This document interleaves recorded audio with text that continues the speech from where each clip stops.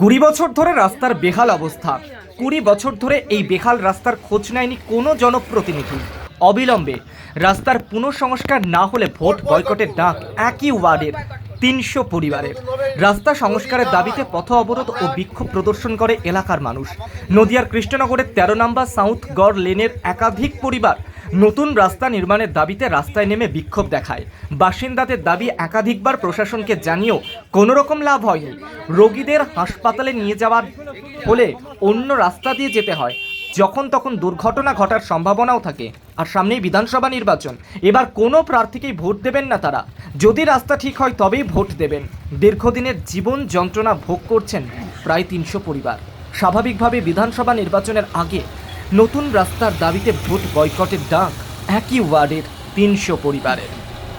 আমি 4-5-7 বার মিউনিসিপ্যালিটিতে ইঞ্জিনিয়ারের সঙ্গে গিয়েও কথা বলেও আমি রাস্তাটা করতে পারিনি। যদি ভোটের আগে আমাদের রাস্তা নতুনভাবে তৈরি না হয়, তাহলে আমরা সাউথ গড় লেন এবং KN রায় লেনের বাসিন্দা প্রায় 400 ভোটার আমরা ভোট বয়কট করব।